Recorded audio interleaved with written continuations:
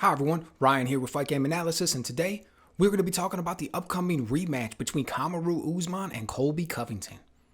But before we jump into that, if you've been enjoying the content, please go ahead and click on the like button and also subscribe to the channel. Really appreciate your support. Alright, so this is the rematch we've all been waiting for. We all figured it was coming after the end of the last one. Kamaru Usman versus Colby Covington, UFC 268.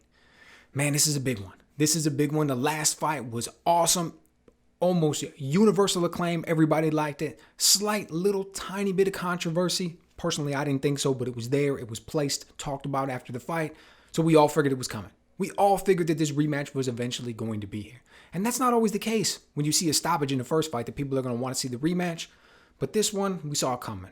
Particularly with the way that Kamaru Usman has been looking after that fight. And let me start off talking about that. Right, we'll talk a little bit about the champ.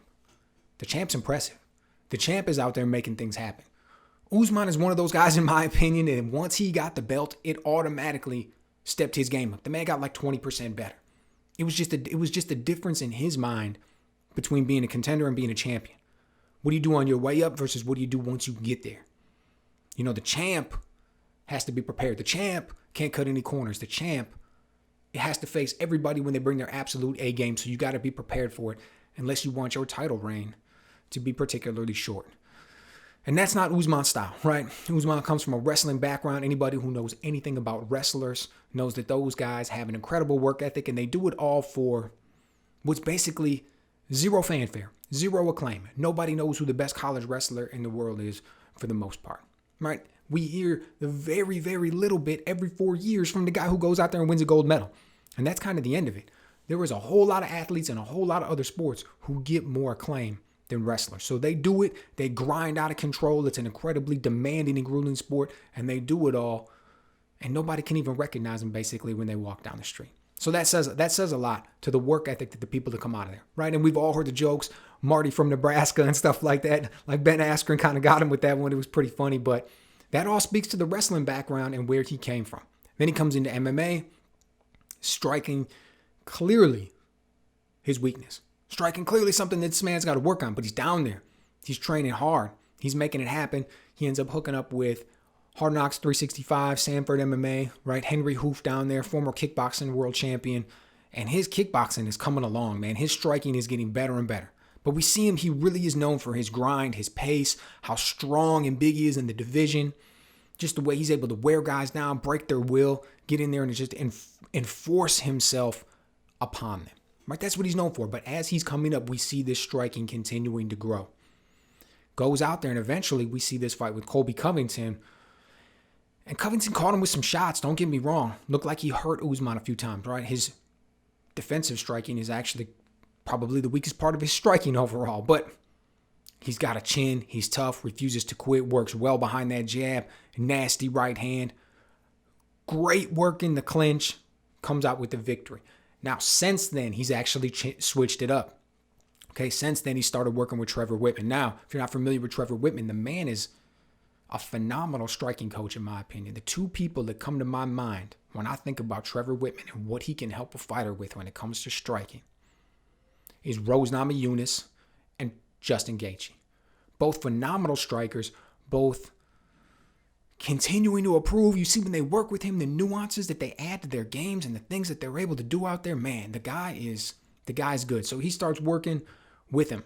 I believe this is going to be their third fight together, but he's got Gilbert Burns and he's got the rematch with Masvidal. Okay?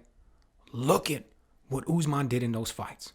Yeah, he got caught by Burns early, but look at what he was eventually able to do. Look at the feints that he uses, the understanding the distance, the footwork. Look at the way that he explodes when he throws that right hand. He's got this jab that's like a telephone pole. There's like no tell on it at all. He sticks it out there. It's long and it's just constantly in your face. Bop, bop, bop. Just nailing guys throughout the fight. That jab is nasty to deal with, particularly with the reach that he has. Look at what happened in that fight with Masvidal. Okay, Masvidal came out and said afterwards, if you respect the amount of striking skill and what Masvidal brings to the table, which I definitely do, think about what he said about Usman afterwards. He said Usman hid that right hand so well.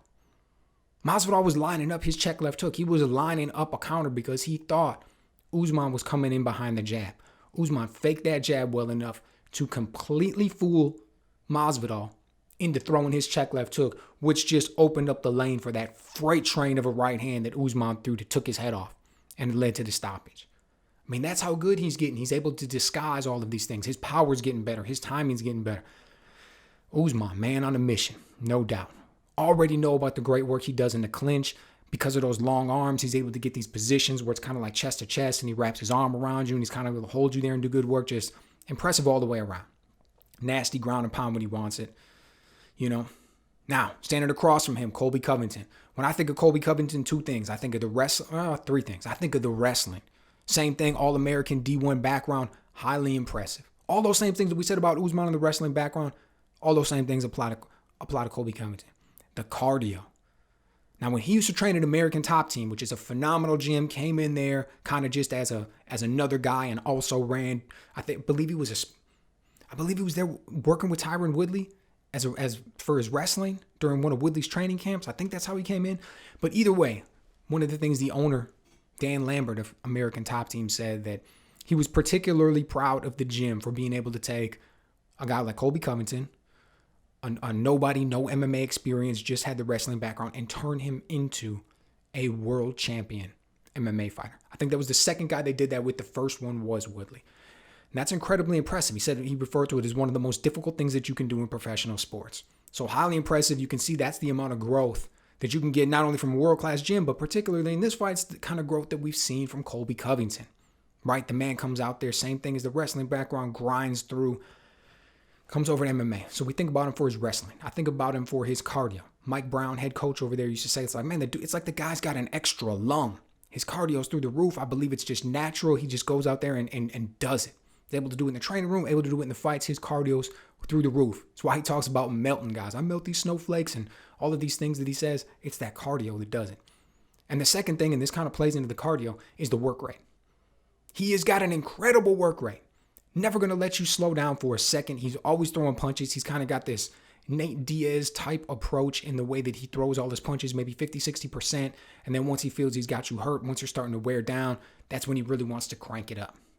Right? And that's quite the combination, right? Work rate, cardio, world-class wrestling. That's why he's been able to do so good. It's why he's been able to do so much, right? Standing across from him is a guy who's got a somewhat similar approach, doesn't have the work rate, but the cardio, but he's got more power. Man, what a matchup between these two, right? So anytime we look at a rematch, first thing I'm going to do is go back and look at that first fight. In that first fight, both of these guys saw some success. But really the difference that you see, it was the power from Usman. That's what I believe made the difference in that fight. The way that they were both able to grind, both able to go late, but he was the one who was able to persevere. He was the one who was able to pull it out because he was able to hurt Colby late. I mean, he broke his jaw in the third round? Since then, since that fight happened, Colby's only had one win. Impressive win, yes, great. We know all that, but it's only been one fight. You could call that a little bit inactive relative to the 3 that Usman had. Man, Usman is something else, and he's continued to get better and better. That right hand that he threw against Masvidal, the way that jab has progressed, so impressive. And to be perfectly honest, I don't know how American Top Team cut ties with Colby Covington. They're like, look, we get that you're playing the heel. We get that this is what you do for your publicity, and it's going to build up your character, so to speak, in MMA, your character in the way that WWE wrestlers have characters that they play. And he's out there and he's playing the heel and all this kind of stuff. But he said some things that rub people the wrong way, man. Talking about Brazil, talking about Brazilian fighters, talking about all these things. So American Top Team cuts ties with him. That's a world-class gym. He's been out there on his own now. We may have seen his best days. He may not progress anymore. Once he cut ties with those gyms, depending on who he gets as a coach, depending on who he gets as a team, he may not progress, right? The concern is that he starts to run his own camp. The concern is that he feels like I made it to the belt. I made it all the way to the top. I fought these top guys. I understand what it takes. I'm intelligent. I think about it. I can run my own camp and just hire guys to come in there and do what I want. I'm going to be the guy running the program. It sounds good. It makes sense. Guys believe it, particularly when they've been successful in the past. But it never quite seems to work out. You never see guys take that step and then continue just to superstardom and continue to shoot and continue to progress their game and get better. It always actually seems to be the opposite. They stagnate, take a half step back. It's just there's something about it. You can't really run your camp. You can't really dictate those things.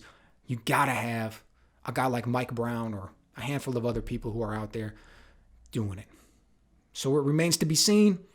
But nevertheless, between the progress we've seen in Usman striking and the inactivity from Colby since that fight, how I think their styles are going to match up, I got to take Usman on this one. I got to take him. I think that jab, I think that right hand. Man, if Colby allows him to come forward, which he did in the last fight, he allowed Usman to basically control the center of the octagon, apply the pressure. That's all playing towards Usman. I think he comes out with the victory in this one. So let me know what you guys think. Am I reading it wrong? Is this going to be where Colby Covington comes back? Is he going to have made the big adjustments? He paid attention much in the last fight. He was the one who realized he had the biggest room for growth, biggest room for improvement. And he comes out and figures out a way to change it all up and get the victory on this one? Or is the striking improvements that Usman saw since he started working with Trevor Whitman going to be the difference? And it's going to be, last time, a back and forth fight. This time, a much more dominant victory. Let me know what you guys think.